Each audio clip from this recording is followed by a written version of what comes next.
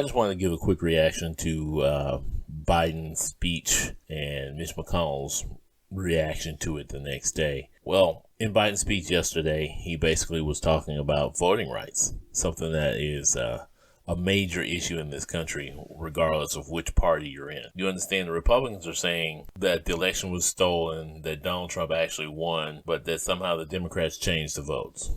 Now, the Democrats are talking about things that they're seeing the Republicans doing, like changing voting laws in states and making people now who stand in long lines stay in longer lines because they're giving the power to the state electors to cut polling places and to cut the amount of time people are allowed to vote, taking out Sunday voting and things like that, not allowing people to get water or food while they're standing in long lines. So if you're in a voting place where you got to stand for 4 to 8 hours, just imagine that, and just standing in line, not being able to get food or water, at least water, standing in 8 hours is a long time. And this thing is a direct attack on the psychology of certain kind of voters. People know that Democratic voters, a lot of them are black. They are fickle in some ways.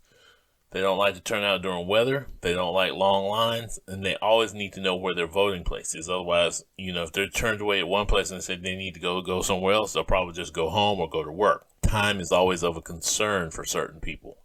There are mothers who need to get their babies to school, and they have to go to work. Fathers as well. Now, cutting voting places, in fact, I believe there's one county in Georgia that's going to cut down to one polling place. So some people will have to drive 45 miles to a polling place in a place that has no public transportation. So if you don't have transportation, you'll have to find a ride, some way to get to the poll. And I don't know if in that state you can get an absentee ballot. That may be the only other way you can vote is by absentee ballot. But it's inconvenient. If I don't have a polling place within walking distance or within easy distance for me to go, then here I am forced now by this system to have to find other ways to get there. What I'm saying is wrong with the system is that we are putting roadblocks to people voting. A long time ago, back in the 1800s, right after the Civil War, the roadblock became the Ku Klux Klan. Then after that came all these Jim Crow laws where they invented things like these literacy tests and poll taxes that you had to pay. That put a roadblock up. So they outlawed those things. So now here we go again with a group of people who want to put up more roadblocks. Then here goes Mitch McConnell after Biden gives his speech, because he put some things in there that's true. This is similar to the reason we went to war in the first place in the Civil War. This is the same reason why we had the Ku Klux Klan trying to block voters in the United States. And Mitch McConnell says he's trying to compare us to that. Well, are you like them, Mitch McConnell? I want to know. Are you the same Mitch McConnell that originally voted for the Voting Rights Act, the original Voting Rights Act? Or are you the same one that's so happy about it being gutted by the Supreme Court and been saying, it's okay, it's perfectly fine. The Voting Rights Act is still in attack from 1965. That was a blatant lie on your part, Mitch McConnell. I know you're not listening to this, but I'm letting the people know that was a lie. Because in 2013, the Supreme Court gutted certain parts of that law where states had to get pre-clearance. Now, that's what the John Lewis bill does. It restores those things. It also adds certain provisions. So it doesn't take away voter ID, by the way, because I know somebody's going to bring, what about voter ID? What about voter ID? What about it? It's still in there. You still have to have voter ID. I don't think there's anything wrong with voter ID. I think identification is perfect for voting. It does bring clarity and integrity to the voting system if we have voter ID. But if we make stricter laws to make it harder for people to get IDs, then there's a problem. Now, the thing here doesn't say they have to educate you about how to get those voter IDs. Of course, you have to go online and research it for yourself. I don't know if you've ever seen a video. I know here in my state, I've seen a video where it said, well, you have to have a voter ID. If you don't have one, you can get one. They don't say where you can get one exactly, but they tell you can get one online, so on and so forth. In our state, we have a process where there's a person who will even come to your door and help you register to get that card, voter ID, because that's the only way you can get it anyway. So there's nothing wrong with a voter ID. But there are things wrong with putting roadblocks like cutting polling places, especially in places that are highly populated, or telling a person that they can only go to this polling place between a certain time of day that's less than the time that's there, trying to cut back on early voting, or one spot where you can drop off your absentee ballot. Those kind of things are roadblocks. You're building roadblocks. You say, I'm fixing the system because it's broken, because they cheated in the last election, yet we can't find any evidence of cheating in the last election, even by Republicans who've been trying to find it. Look at Georgia. They found no real cases of cheating, and then where they have, it was Republicans that were cheating. Like I said, Mitch McConnell has voted for the Voting Rights Act before. What's changed now? What's different now? I mean, maybe it's the money. Maybe it's he feeling that power. I know one thing. He doesn't really have too many allies in Congress. Donald Trump doesn't like him for various reasons. For one thing, he called out Trump after the last election when he tried to steal the election. He called him out. So Donald Trump's not on his side. And at least Mitch called him out. But Mitch sure did vote to make sure he was innocent when they tried to impeach him for it. So let me say something else about Joe Biden's speech. It's like a little too late. There's a lot that's wrong with that speech, because Joe Biden, that should have been one of the first things you put on the table, along with the $15 minimum wage. I would have put the vote out there. Chuck Schumer is on him too. Nancy Pelosi, House, they worked to get things passed, and they actually got those bills passed. But the problem is the Senate. Can't get anything past the Senate. It's 50-50, I understand. But then you got folks who aren't powerful enough to fight the two problems in the Senate: Joe Manchin and Christian Sinema.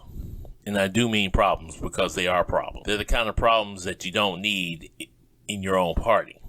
Of course, they come from Arizona, which is a red, purplish state. It's becoming purplish, but right now it's a red state. West Virginia is a red state with a powerful mining union that Manchin sometimes is with and sometimes not with, but he needs their votes to stay in power. But he's swinging all the way red right now. All the way red, because he's refusing to stop the filibuster. He says he won't even vote for this bill. He won't vote for the voting rights bill. I have an issue with this guy in the first place on anything he does. But as someone who sees a problem, I would like to see this bill pass in the H.R. 1, which fixes some problems with the gerrymandering. I would love that to happen. At the same time, there's something that's missing from all the bills. There should be legislation that keeps any one party from stopping voting or an election in any kind of form. It would need the vote of a majority of everyone in the Congress, regardless of party. No one party. If a state like Alabama, where it's virtually controlled, the majority is Republican, it would still require the votes of the Democrats to stop an election or overturn an election. That's the only way to do that. And I think that's basically a fair way of taking care of that business. Again, my problem with Biden is this. He gives this speech where they did not do what they were supposed to do from the beginning. They should have fought for these things at the beginning. There's still the George Floyd bill out there. That should have passed easy.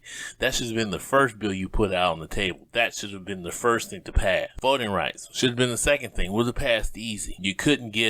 Apparently you couldn't get the $15 minimum wage, and you tabled that. Now you're throwing all these bills together in an election year, trying to get at the Republicans, trying to sabotage their chances of winning the election. But you may not even garner the vote of some of your biggest supporters if you can't get these bills passed. That's the problem you're running into, Biden. I remember what you said on The Breakfast Club. You got up and you told them, hey, you ain't black if you don't vote for me. A lot of black people voted for you. A lot. In fact, it got you the nomination for the Democratic Party. In Georgia, the black people got you the win you needed, right? So now they need something from you. Problem is, you got people in your own party who ain't quite with it. I got in trouble today for talking about progressives versus liberals. And I mean neoliberals, because that's a problem in our party. See, black people, I ain't gonna say they're victims, but their ancestors were victims of this country, right? Now, what does this country owe those ancestors? My mother's generation, the generation right before mine, they were the generation that fought for voting rights in this country. When I say they don't owe us much, they owe us a whole lot. Because that generation fought tooth and nail, blood and bones were broken for the right to vote in this country. It should be, I'll be damned if anyone will try to impede or take that right from us again. And that's why I feel about this bill. And there's people who think, oh, you're just trying to join the crowd. No, I'm not joining the crowd with that. I'm just telling the truth. And it's not just for us. See, there's Democratic states where they're doing things to keep the Republicans down. Look at New York, California. There's things that they do there. They know what they do. You know, in California, the Republicans have a better chance of winning. But in New York, they don't have a chance of winning at all. There's some states that are so blue that I don't think there's anything red in the state. But this gives everybody a fighting chance. So we need to pass these two bills. That's what I say. I say we need to pass these two bills. Do we stand with the January 6th group, or do we stand with what's right for everybody? Sure, like I said, if there's some proposals that we need to write into the bills, let's do that so that we can compromise and get this bill put out there. Make it look good. Like I said, I totally agree. There's nothing wrong with voter IDs, but the John Lewis bill doesn't say there's anything wrong with it. It just says we don't want you to change the rules at the last minute for those voter IDs. You see what I'm saying? Well, anyway, like I said, this was just a brief conversation on voting rights. You know, we still have the right to vote, but we shouldn't let one group get the way to vote, you know, where they have conveniences and the other one have inconveniences. We should not impede in any kind of way a person's right to vote. That is a fundamental right of the citizen of the United States. We're all worried about demographics, you know, what Tucker Carlson they're saying, and some of these offshoots of conservatives, they're saying, oh, the Mexicans are going to vote. No, if they're not citizens of the United States, they're not voting. We're going to make sure that, like I said, voter IDs, registration, all the things like that we normally do, that's what we're going to do during our election cycle. But we need to fix those things where we're going to try to impede people by making them stand in long lines or making sure there's only one polling place they can go to. Those things are unconstitutional, un-American, and undemocratic. Of course, we're a republic, right? That's going to be the next thing. Well, we're a republic. It's undemocratic to abuse people because of their party, because of the language they speak, because of the color of their skin, because they politically think differently than you do. Their religion, all those things. We've got to stop. Only thing that matters is they're a citizen of the United States and they have the right to vote. And that's all I want to say tonight. That's all I want to say. Because like I said, to me, Biden's speech was weak and toothless because of Manchin and Sinema partially, and because it was not what they should have came out the gate doing. They did not present themselves well coming out the gate, and this wasn't that strong. Mitch McConnell, well, he tried to stand up for his side, and at the same time, he lied through his teeth. Where's the Mitch McConnell who voted with 16 other members of Congress right now who are Republican, who voted for voting rights? Where are they? Have they changed? Have they become what Strom Thurmond was before he decided to vote for voting rights? Are they that again? Are we taking it back to that point again? Are we going back to the days when the Ku Klux Klan told the politicians in the South what to do? Are we going back to that? It's up to y'all if you want to change it. I'm not calling everybody a Ku Klux. I'm just saying who's behind you to make you not support what is necessary. It's not going to stop you in your red states from keeping your red seats or gaining power elsewhere. It's just going to even the field. That's all I have to say.